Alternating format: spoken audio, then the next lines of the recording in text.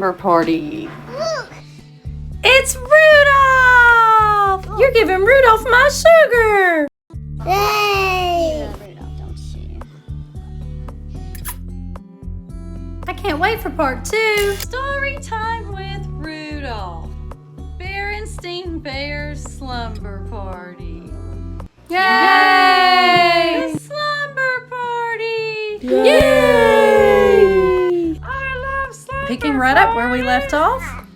When it was for Sister Bear, it was almost always her best friend, Lizzie Bruin. For you, sister, it's Lizzie. And Lizzie almost always had some big idea. A tea party for all their stuffed animals, going to the attic and dressing up in grown-ups' clothes, or organizing a sorority and using Farmer Ben's old chicken coop as a clubhouse. With permission, of course. Rudolph's gonna read this page. Ready? Hello, I'm Rudolph, and today Lizzie was calling. But today, wait, that's not the right voice. But today, Lizzie was calling with her best idea yet. A slumber party! Yay! A slumber party tonight at your house? That's a great idea! Yay! Just a few of my dearest friends, Lizzie continued. You, of course, and Aunt Millie and Queenie. Bring your sleeping bag, and would you bring your tape player? Anna and Millie are bringing tapes, and Queenie's going to teach us the latest dance steps. It's story time with Rudolph. Let's pay attention to the story. Come on. Rudolph's giving Mommy all of his gifts. Okay, focus. Here we go. I don't know, Mama Bear said later. You've never slept away from home before. Oh, but I have, protested Sister. Grizzly Gramps and Rudolph, Gramps. Can you read that line, please? Take 2. I don't know, Mama Bear said later. You've never slept away from home before. Oh, but I have, protested Sister. Grizzly Gramps and Grans. One time for a whole week. That's different, said Mama. Gramps and Gran are family. Rudolph got kidnapped, so Mommy is going to read the rest of the story. The Bruins are neighbors, argued Sister. Close neighbors. Oh, please, Mama. It'll be such fun. I'm taking my tape player. If you don't know what a tape player is, ask somebody old like me. Queenie's going to teach us the latest dance steps. Please, Mama. Oh, I suppose it's all right, sighed Mama. Come on, let's start getting you organized for this slumber party. You know, she said as she checked out Sister's sleeping bag, it still had some leaves stuck to it from a family sleepover. Sleeping over at family's house. It's kind of like a special privilege. Something that goes with privilege is responsibility. Do you know what those words mean? Sure, said Sister. Privilege means being allowed to do stuff, and responsibility means not messing up. Mama! No, look! See! Look! Yeah, Berenstain Bear. Look! Go help us. Now you remember what your mama told you about privilege and responsibility, said Papa Bear as Sister started off for Lizzie Bruins. Oh, I will, Papa. I sure will, she said. But Sister wasn't very far along when she began thinking about all the fun and excitement she was going to have at the party. It didn't take long for those thoughts to push Mama's advice about privilege and responsibility clear out of her head. Another interesting thing about telephones is that they help news to travel fast, especially news about parties. Other friends about the slumber party, and they told their friends. Millie did the same. Pretty soon, cubs from all over the neighborhood were calling Lizzie and asking if they could come to the party. I want to come to the party. Rudolph, you need to learn about responsibility, okay? Because you're acting crazy. Sure, she said, but bring some popcorn or soda. We don't want to run out. So all the bears are on their telephones. Look at all the telephones. Look. Too Tall Grizzly didn't hear about the party by phone. He heard about it when his gang went to show Queenie his new boombox. What? What's a boombox? Whoa! You might want to Google that. A boombox. I had one of those. I had it sitting in my lap once, all the way from Hattiesburg, Mississippi, back to Sweet Home, Alabama. Listening to my humps, my humps, my humps, my humps, my lovely little lumps.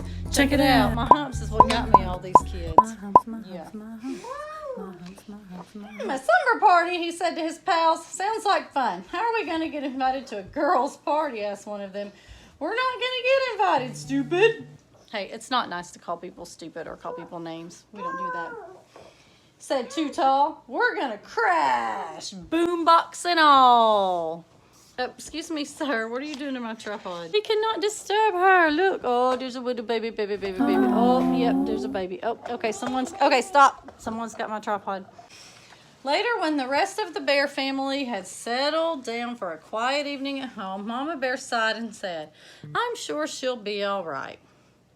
Of course she will, said Papa Bear, looking up from a magazine. After all, Mama said, Sister is a well-behaved little cub, and Mr. and Mrs. Bruin have a lovely, well-run home and are responsible, careful parents. No doubt about it, said Papa, going back to his reading. This is the longest book. I'm never reading this book again. Get Rudolph so you can take Rudolph away again. There was only one problem. Mr. and Mrs. Bruin weren't home. They had gone out for the evening and had left Lizzie in the care of a teenage sitter who wasn't much older than some of Lizzie's guests. The Bruins hadn't planned on a slumber party when Lizzie had asked if a few friends could sleep over. Just a few friends, just a few friends. That's what I told my parents when I was having my senior party. 1,000 people showed up. And they certainly hadn't planned on a rip-roaring, ear-splitting, popcorn-throwing, soda-squirting party for half the cubs in the neighborhood. Because that's what was happening with Sister right in the thick of it. The only thing that wasn't happening at the slumber party was slumber. Looks like Rudolph is enjoying some slumber. I want to have some slumber. Can I have some slumber? The sitter tried to keep things under control, but she couldn't even make herself heard over the noise. You never heard such a commotion. Thank you. Some neighbors up the road had never heard such a commotion, and they called the po-po. Wee-oo, wee-oo, wee-oo, wee-oo, wee-oo. The chief sent Officer Marguerite to investigate. She reached the Bruins' house at the same time Mr. and Miss Bruin were returning home. I wish I lived in a tree house. Don't you? What is that? Car? What kind of car? Do you remember what it's called? Push car. Uh-huh. What does it say? Wee-oo, wee-oo, wee-oo. Yeah. Now it's time for Silly Skits with Shannon. I have weird eyebrows. I have weird eyebrows. Don't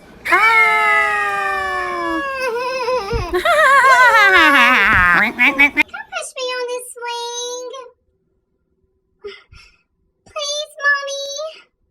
I don't have anybody to push me on the swing. I want to go real high. I can swing real fast. Please come watch. I promise I'll do good. Somebody? Anybody? Things calmed down pretty quickly after that. The party was canceled. Parents were called. Lizzie was sent to bed, and an angry and disappointed Mama Bear came to take Sister home. Police car. Wee-oo, wee-oo, wee-oo, wee-oo. Look. I'm angry and disappointed, said Mama Bear as they walked through the night. After all the things I said about privilege and responsibility. Sister was grounded and sent to bed. Doubly grounded. doubly grounded, which meant she had to stay in her room for a day and in the house for a week. Shh, don't wake her up. No, don't you want Mama to hold you? Mama's gonna hold Giggle.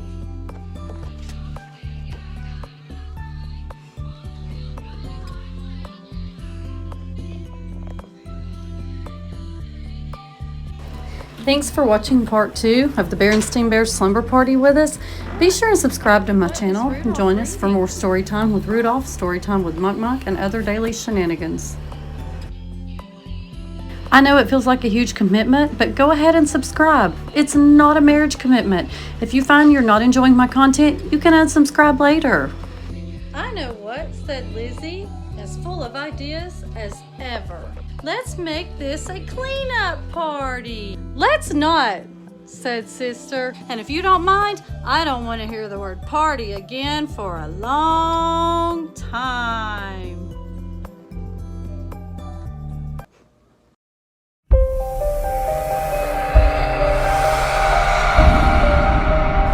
Thanks for watching. Go ahead and subscribe.